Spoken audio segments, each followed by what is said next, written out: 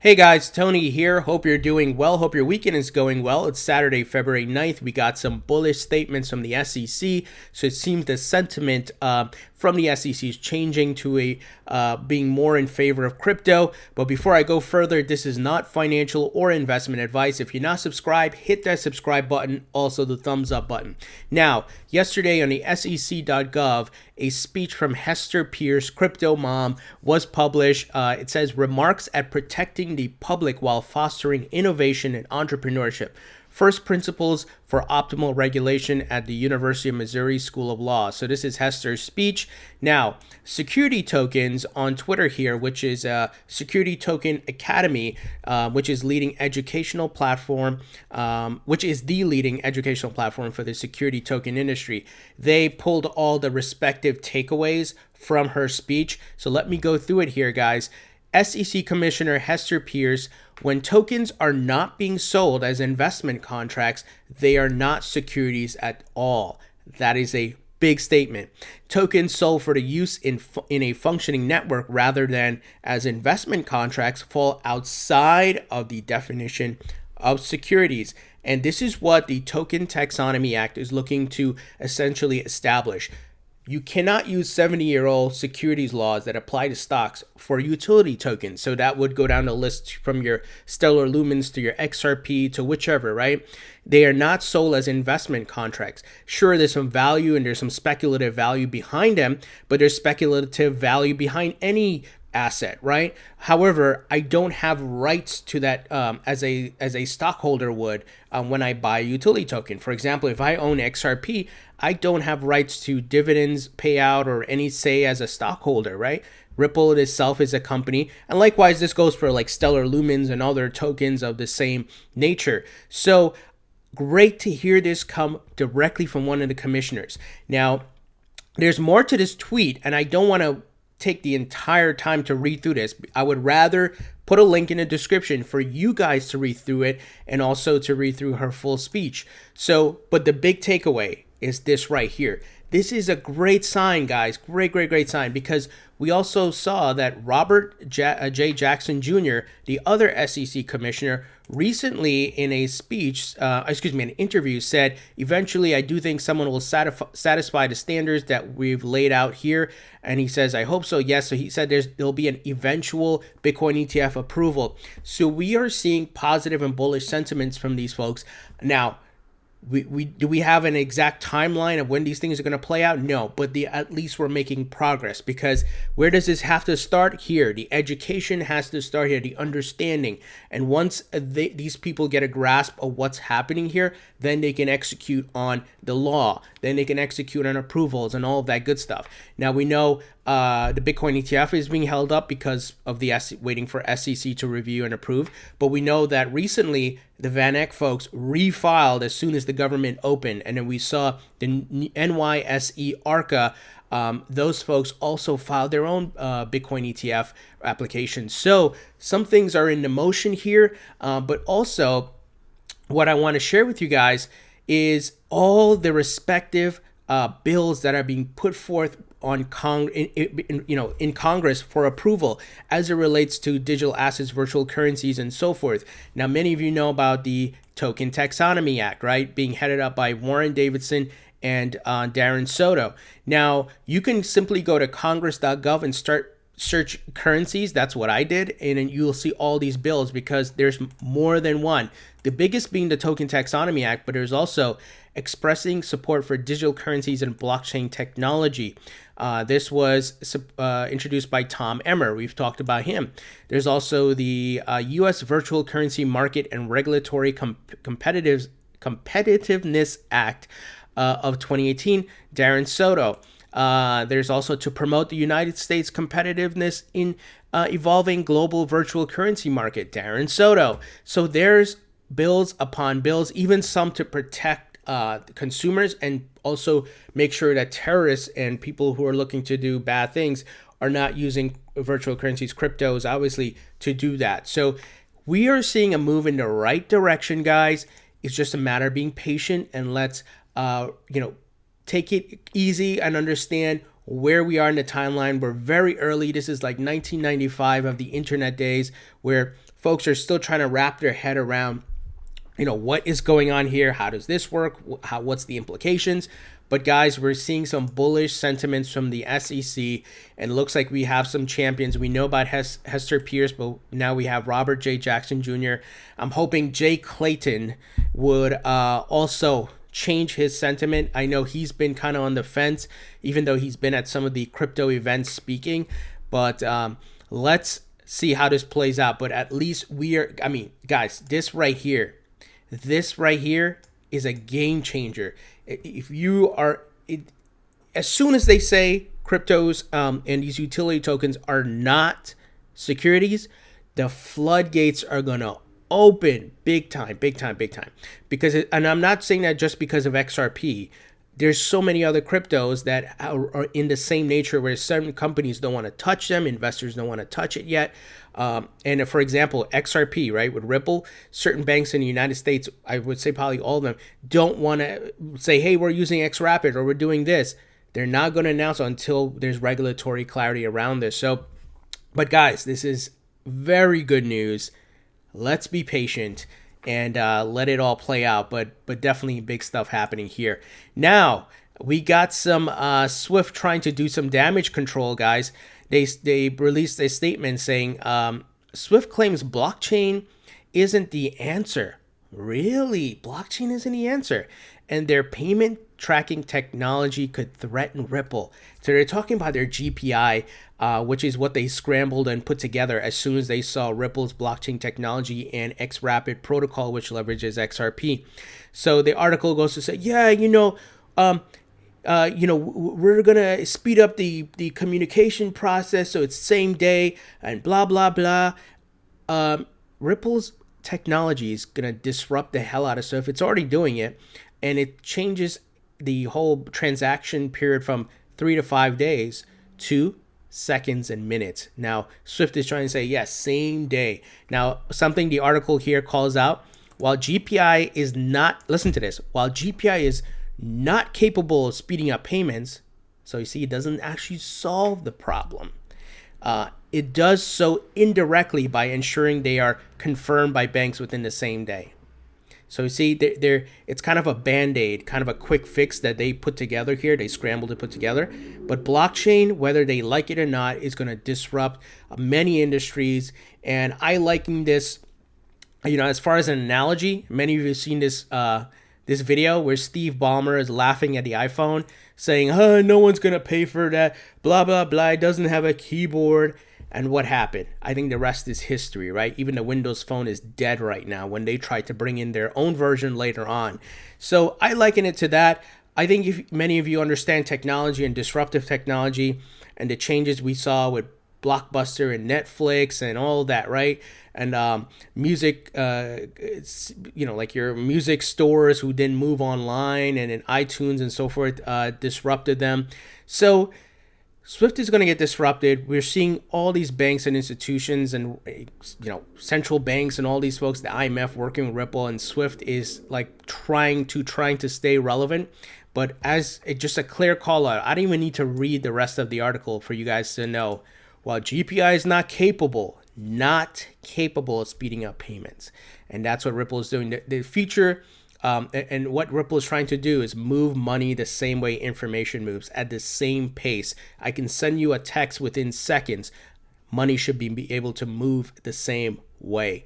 So just want to let you guys know that's out there. Now, the interesting thing is, and I didn't go looking for this, I follow Voyager on Twitter, right? And they tweeted the following today, February 9th, just so you guys understand.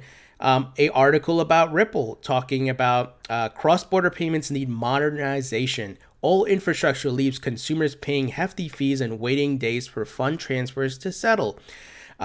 Read more about Ripple's solutions to revamp the system. So on their site, they have a full article about how this all works and how they're disrupting the market. Now, who is Voyager? This is going to be this next big exchange that's going to be launching, which has an app. They're going to have XRP, Bitcoin, all the big major cryptos at launch.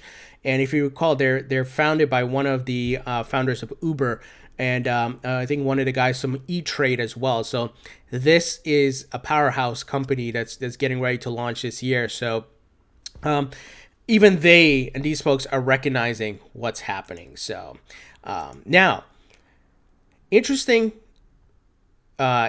tweet thread going on here. So Warren Paul Davidson of Ripple says, unlike other blockchains, XRP users can choose which validators to trust and can exit from trusting the majority ones at any time with little cost. So as you guys know, XRP Ledger, consensus protocol, and not very different from proof of work and proof of stake as well. And obviously we know proof of work has major flaws, and we've seen that big time, right? Well, David Schwartz, Ripple's CTO, jumped in the conversation here where someone said, was questioning, right, but no income or revenue from being a validator, saying if you're a validator on XRP Ledger, I'm just wondering if this really is an appropriate way to secure a network processing you hold billions of dollars of transactions. Do validators have to prove any sort of collateral to guard against bad actors? And David Schwartz says, what threat are you worried about exactly? So I love that these guys, first and foremost, these guys are not afraid of engaging in conversations and answering questions. That's a good sign for any crypto, any company, right? Where people, or the representative, the CEO, whoever it is, that's a good sign. They're willing to engage. You're not just hiding and running from these things many times because the folks are calling them out on their issues. But Ripple does a great job addressing FUD and even answering people's questions. So the guy who was asking the question says, a validator acting dishonestly for financial gain. So David says, what precisely is the incentive to act dishonestly? As be specific and precise as you can. If there's none, the only reason to run a validator is because you benefit from the network working reliably. Now, this is happening this morning, guys. This is like 2 hours ago. We have a system here where dishonest validators can't do much harm and have to prove themselves dishonest in the process. Once so proven, they can be ignored. Unlike in proof of work, proof of stake systems, all honest participants just want the network to work well and don't have competitive incentives. Of course, and let's see. So everyone in the world just has to trust Ripple to forge universal consensus. This is nonsense, David. Okay. Of course, that's nonsense. If the validators you choose don't reach the consensus you like, you can choose new ones. They can't double spend and aren't fighting each other over incentives. Unlike proof of work, proof of stake systems, the right to operate the network is not for sale, and you don't have to just hope/trust the incentives work. Let's see. It says it's not for sale because it's already bought and paid for by Ripple. You can't buy consensus, David. And David says, let those two sentences fight it out, and I'll talk to the winner after that. So this guy is trying to say, but what they don't understand is that Ripple only controls 7% of the validators, and through the consensus network, they're not trying to fight each other like in a proof of work or proof of stake, where proof of stake, the person with the most biggest bag has the say and all that, right? Or the person proof of work, the person with the most hash power has the say and that type of crap, right? It's very different, and I think what these folks, I'm trying to position it where they're totally ignoring the major flaws of proof of work and proof of stake and trying to find little errors within consensus, even though no system I would say is 100% perfect. That's in full transparency. Do I think the consensus is 100% foolproof? No, but I believe it's way ahead, better than proof of work and proof of stake, because as David outlined here. So it's one of those things where I'm going to ignore proof of work, proof of stake, major flaws, and try to poke holes in consensus, while, consensus is way higher the way it's set up, because there's not a competitive or financial gain involved, right? Obviously, they want the network to run efficiently so they can benefit from it. So let's see. We need a trustless consensus. That's how public blockchains work. David replies, that's a myth to avoid objective analysis of weaknesses. Fill in the blank. To rely on a Bitcoin transaction's finality, you must blank that a majority of hashing power won't collude to double spend.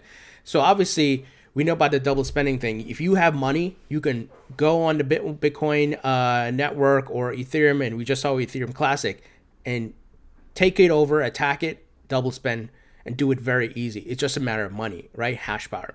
You can't do that with the consensus network. It's very much crowdsourced, right? Where no one is trying to compete against each other, and you can't, there's no it just won't happen, just the way it's in the nature of how it's set up on the XRP ledger. So wanted to share that with you guys. Interesting conversation here, and I think it's important to understand it because many times we see folks try to spread FUD and put out things out there that are not true, and it's good to see folks from Ripple addressing it and getting involved in the weeds of a simple Twitter conversation, right? This is a CTO of a company. So this is one of the reasons why I'm bullish on XRP, because of the team, the people at Ripple. They're very transparent. They do great work in building partnerships and marketing and addressing people's concerns as well. Now, finally, Barginex, which is a Bitcoin margin trading platform in which you can operate/make transactions by duplicating successful traders, is open, they said. So the first 500 members will have a 0.01 Bitcoin trade balance bonus. So this is interesting, guys. You know, if you're into, maybe day trading or whatever, doing things like that. I'm personally not into it, but if you are and you want to learn about it, this could be interesting. It's like you look at other people's successful models when it comes to trading, and you can use that. So like I said, not for me. I tried that before and I wasn't great at it. So, but that doesn't mean you or someone else cannot be great at it. So, but this is interesting. We're seeing a lot of different avenues opening up here for the crypto market to make money. So if, it looks like this was tweeted this morning, 5:28 a.m. I don't know, guys, maybe you can get in and get that 0.01 Bitcoin. So, guys, what do you think about the news? Like I said, we got some bullish statements coming here from the SEC. So I think it's just a matter of time, honestly. And remember what we always talk about, money and politics. And when you have big money like the Intercontinental Exchange and backed, ErisX, TD Ameritrade, Fidelity, you have Yale, you have all these big players who are getting into the market. And many of these folks are established and they give campaign donations, right? You know how the political system works here in the United States. And part of that is I give you money for your campaign donation. You help me out. You pass a law in my favor. You do this, right? So that's the natural process, and it's eventually going to trickle down to the SEC, especially as the congressmen are reviewing these specific laws. And I think the Token Taxonomy Act gets passed, guys. It's going to be big time. The SEC is looking, the folks in there are already looking to shift the category of utility tokens, digital assets into their own, and they can't be defined by the securities. So this is huge. And it's a good day, guys. A good day. Be patient. Let's let this all play out. And patience is the key. It is the key. And I'm going to give a friendly reminder. The folks who invested in Google and Amazon early in the 90s, when it was just, there were startups and so forth, but saw the potential, saw the disruptive technology, they'd had to be patient to let these companies grow. And now look at where they're at. $1 trillion, $1 billion companies, guys. And obviously there was eBay and many other winners as well. So perspective, patience, very important. So guys, what do you think? Would love to hear your thoughts and comments. Leave them below. Thumbs up if you like this video. Please subscribe if you haven't already. Don't forget to follow me on Facebook and Twitter. Links in the description. Also, if you want to support the channel and give a tip or in whatever way, check out my Patreon group, link in the description. Thank you guys for your support, and I'll talk to you all later.